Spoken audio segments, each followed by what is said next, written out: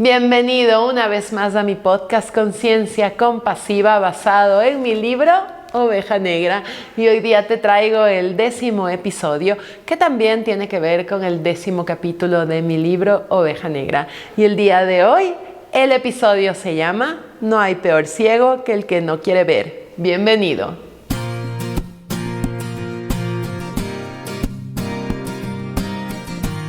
Y pues bueno, este es un capítulo que habla sobre justamente eso, que a veces tenemos las cosas al frente de nuestros ojos, que a veces sabemos lo que está sucediendo, pero como su nombre lo indica, no hay peor ciego que el que no quiere ver.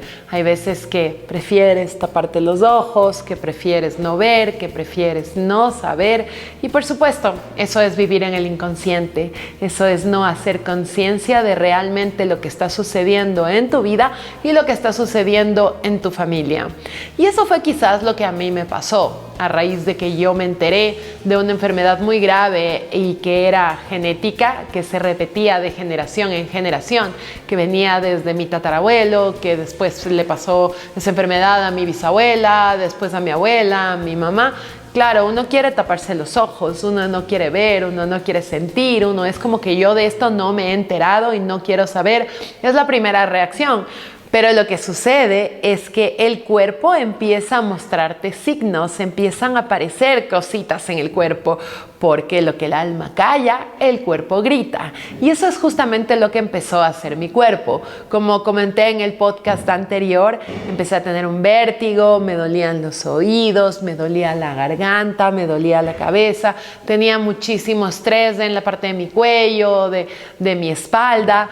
Entonces mi cuerpo me estaba mostrando que había algo que tenía que ver. Incluso fue tan increíble que empecé a desarrollar en ese entonces una enfermedad en el ojo. Justamente porque no quería mirar, porque no quería ver.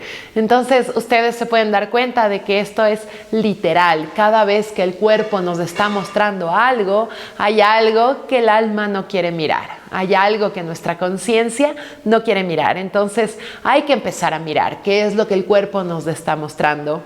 En ese entonces yo ya sabía de la enfermedad de mi mamá, y empecé a tratar de buscar más. Por un lado, empecé a tratar de mirar el origen, y para eso realicé una constelación familiar con Steffi Naranjo para tratar la enfermedad, mirar de dónde venía.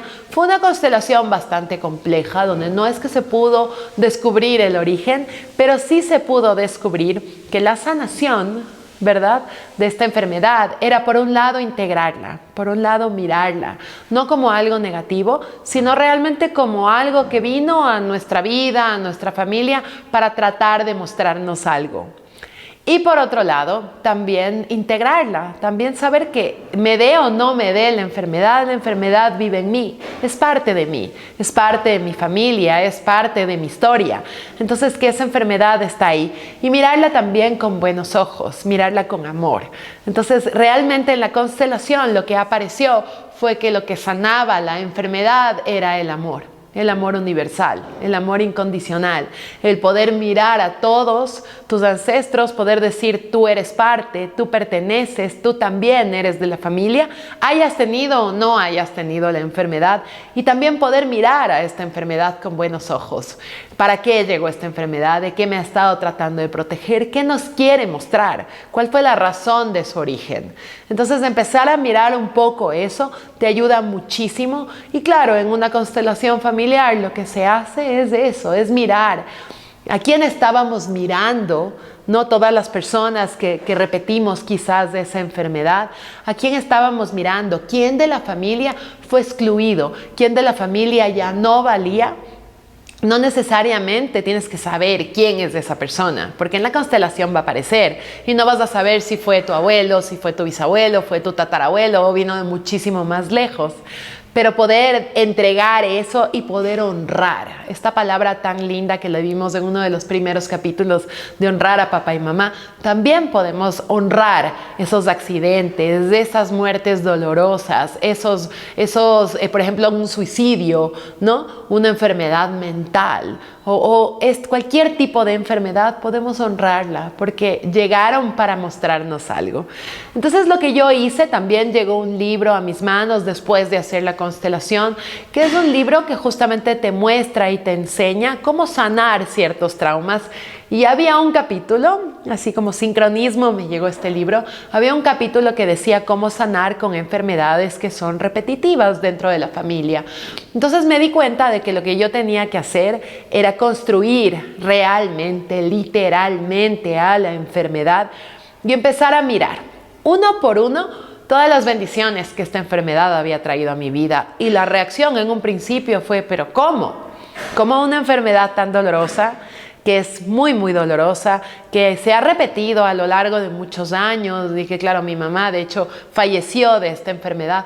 ¿Cómo le puedo encontrar bendiciones si ha sido algo tan doloroso? Entonces construía la enfermedad, la puse al frente mío, me acuerdo que me sentaba así durante horas a mirar a la enfermedad y no me salía nada. Y trataba y no me salía nada porque realmente yo pensaba que no podía encontrar una bendición. Hasta que empecé a mirar más profundo, porque estaba ciega, por eso no lo podía mirar, ¿verdad? Pero el rato en que uno decide mirar con la conciencia, mirar con humildad, mirar desde el amor, es completamente diferente que cuando uno lo mira solamente desde los ojos. Dicen que los ojos son el espejo del alma, pero realmente hay que dejar que salga esa alma, ¿no? Hay que dejar que trascienda, hay que dejar que pueda mirar las cosas con otros ojos, ya no desde el ego, sino desde la profundidad de nuestro ser. Y eso fue lo que hice, y empecé a mirar cada una de las bendiciones que me traía esa enfermedad. Me di cuenta que esa enfermedad me había traído el mirar con otros ojos, por ejemplo, a las mujeres de mi familia, que ahora miraba con otros ojos a la humildad, a la importancia de ser humilde, a la importancia de aceptar a cada uno de los miembros de tu familia, haya hecho lo que haya hecho, tenga la enfermedad que tenga, ¿verdad? Podemos realmente amarlos y aceptarlos. Eso es el amor incondicional. Es te amo no por lo que haces, no por lo que hiciste, no por lo que me diste, no porque me traes, no porque no me traes. Te amo por cómo eres tú, exactamente. Te amo así, amo tu esencia. No necesito cambiarte en nada para poder amarte. Y esa fue digamos, creo yo, la mayor enseñanza que me trajo esta enfermedad. Incluso poder amar a esa enfermedad tal cual como era, con todo lo que implicaba. Algo que puedes hacer a través de la psicomagia es devolver aquello que no es tuyo. Entonces, parte de este ejercicio que yo aprendí en este libro era escribir una carta al origen, a la primera persona que había sido el origen de esta enfermedad, quien había tenido, y la primera persona que yo sabía quien había tenido esta enfermedad era mi bisabuela. Entonces la carta escribía a mi bisabuela contándole que me había dado cuenta de todas las maravillas, las bendiciones que había traído a nuestra familia esta enfermedad, pero también devolviéndole, porque esta enfermedad hay cómo devolver, ¿no? No hay que repetir, podemos cortar las cadenas, podemos cortar los patrones y devolver lo que no es tuyo con mucho amor, pero devolverlo, después de hacer conciencia y de entender para qué llegó esta enfermedad. Entonces eso fue lo que hice, escribí esta carta. Y al principio me costaba ir a devolver esta carta, no sé por qué, pero estaba procrastinando y procrastinando, había algo en mi interior, algo que no me dejaba, hasta que un día, jalada por mi prima, decidí ir, nos fuimos, ella me acompañó y todo fue extremadamente mágico. Llegué a este lugar y encontré la tumba donde estaba mi bisabuela, donde además también estaba la tumba, yo no sabía, de una tía abuela que fue muy cercana a mí, que me cuidó durante muchísimos años. Sentí un montón su energía, su presencia. Y también ahí mismo estaba la tumba del papá de mi bisabuela, de mi tatarabuelo. Tampoco sabía que ellos estaban enterrados ahí juntos. Y entonces un poco fue ese momento a quien tengo que devolver. Tengo que devolver a mi bisabuela, de quien estaba yo segura que ella había tenido la enfermedad, o a mi tatarabuelo, que no estaba segura, pero mi intuición me decía que sí, que era ahí donde había empezado, quizás más atrás, pero él era el ancestro más cercano que yo podía encontrar, digamos, dentro de un cementerio. Entonces, aparte porque claro, el universo, Dios te manda señales. En la única tumba, porque era un mausoleo en una pared, de las tumbas que se meten, no de las que se meten debajo de la tierra, sino las que están en un lugar como atravesadas por una pared. No lo están atravesadas, pero se las ve así. Esta tumba de mi tatarabuelo era la única de todas las tumbas que estaban en este mausoleo que tenía un lugar pegado, ¿no? Como para poner flores, como para poder poner algo. Entonces esa fue para mí mi señal. Yo siempre escucho las señales, creo que es muy importante escuchar las señales. Y fue para mí la señal de que era él a quien tenía que devolver. Entonces las cenizas de la carta, porque siempre es importante escribir una carta, quemarla para dejarla ir. Escribes la carta donde sueltas todo y después quemas para dejar ir. Entonces puse las cenizas en ese lugar y realmente con eso fue como decir, ok, aquí terminó todo. Ya no debo preocuparme más de esta enfermedad, ya está todo resuelto. Y un poco soltar, ¿no? Y decir que venga lo que tenga que venir, que llegue lo que tenga que llegar, porque eso será lo perfecto. Yo devuelvo lo que no es mío, pero lo que venga en mi futuro será lo perfecto. Y así es, ¿no? Uno dice que está todo el tiempo preocupado. ¿Qué significa la palabra preocupación? Es ocuparse de algo, ¿no? Que todavía no ha sucedido. Esa es la preocupación, es estar en el futuro, creyendo que algo a lo que le tenemos mucho miedo va a suceder. No estamos en el presente, estamos preocupándonos de algo.